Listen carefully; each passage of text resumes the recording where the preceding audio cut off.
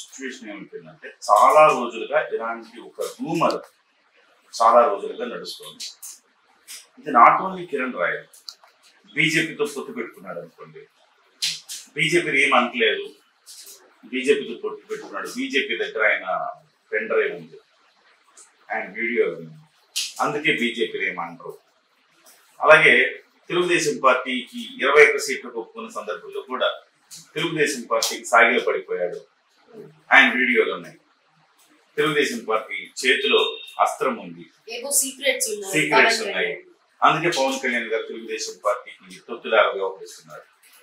పవన్ కళ్యాణ్ గారి వ్యక్తిత్వాన్ని హననం చేసేలాగా, అంటే ఈ రకంగా మాట్లాడితే పవన్ కళ్యాణ్ గారి ఒక ఉదాత్తమైన వ్యవహార శైలి అంతా కూడా పోతుంది, ఆయన వ్యక్తిత్వాన్ని హననం చేసేసారు.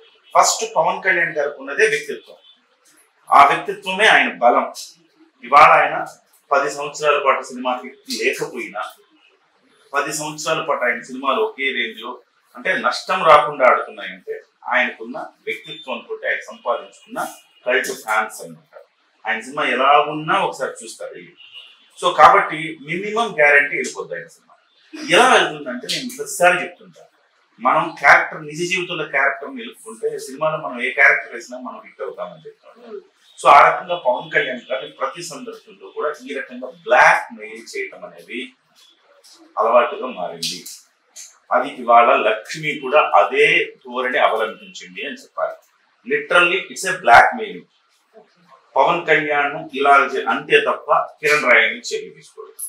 అంటే ఇంతకు ముందు కూడా కొన్ని సిచ్యువేషన్స్ లో చూసినట్లయితే జనసేన పార్టీకి ప్రతి అందులో ఉండే మెంబర్స్ అందరికీ కూడా స్ట్రిక్ట్ డిసిప్లిన్ యాక్షన్స్ అనేది పవన్ కళ్యాణ్ గారు ఇన్స్ట్రక్షన్స్ ఇస్తూ ఉంటారు అనేది వింటూ ఉన్నారు.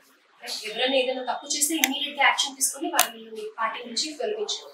రీసెంట్ గా చూసినట్లయితే జానీ మాస్టర్ విషయంలో కూడా ఆయన మెంబర్షిప్ క్యాన్సిల్ చేయడం, సో జానీ మాస్టర్ కేసులో కూడా ఆయనని తొలగించడం జరిగింది పార్టీ నుంచి. లేకపోతే టీడీపీ పరంగా కానీ లేకపోతే సంక్రాంతి పండుగ విషయంలో కూడా అక్కడ పార్టీ జెండా కనిపించింది అని చెప్పేసి కూడా వాళ్ళని తొలగించడం జరిగింది. సో ఇలాంటి యాక్షన్స్ తీసుకున్న పవన్ కళ్యాణ్ గారు మరి ఇంత జరుగుతున్నా కానీ ఎందుకని కిరణ్ రాయల్ మీద యాక్షన్ తీసుకున్నారు? మొన్న డిప్యూటీ సీఎం అనే వ్యవహారం మొత్తం కూడా రచ్చ చేసింది తెలుగుదేశం పార్టీ. దానికి ప్రతిస్పందన మాత్రమే జనసేన పార్టీ ఇచ్చింది.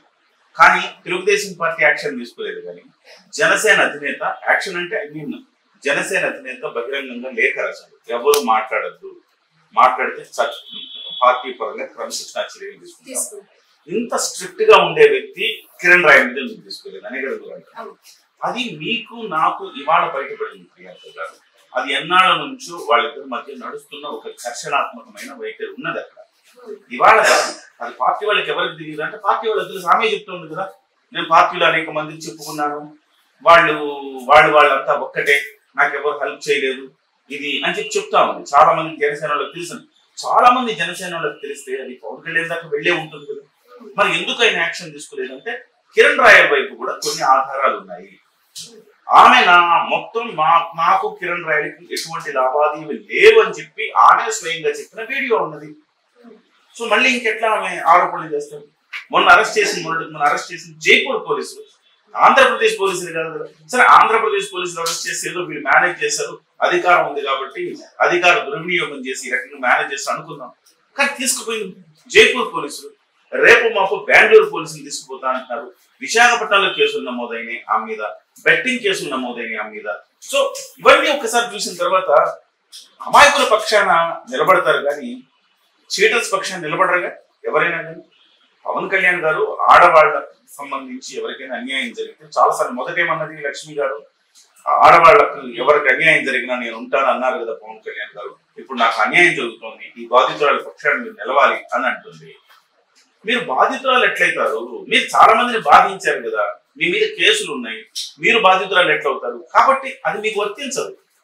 అమాయకంగా ఉండే మహిళ మోసపోతేనే బాధితురాలు అయితేనే వాళ్ళ పక్షాన్ని నిలబడతారు. సో ఇది ఆమెకు వర్తించదు.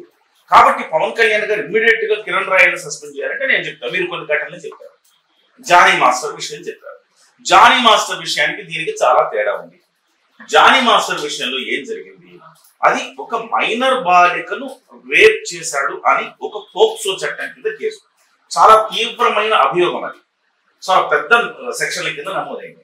అంతటి అభియోగం నమోదైనప్పుడు దాంట్లో సాధ్యాసాధ్యాలు అసలుకి వాస్తవాలు అనేవి వేరుగా ఉండొచ్చు. పవన్ కళ్యాణ్ గారు కూడా తెలిసి ఉండొచ్చు. ఇద్దరు సాగిన నాడు సాగింది, ఇప్పుడు తేడా వచ్చింది, ఒకరి మీద ఒకరి కేసులు పెట్టుకున్నారు, ఆమె కేసు పెట్టింది. ఇది వాస్తవానికి అది కరెక్ట్ కాదు. Morally it's not correct. Technical గా ఆమె రీజన్స్ చూపించి కేసు పెట్టింది.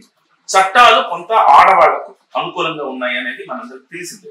కొన్ని సందర్భాలు అది సదుద్దేశంతో పెట్టినా కానీ దుర్వినియోగం అవుతున్నాయి.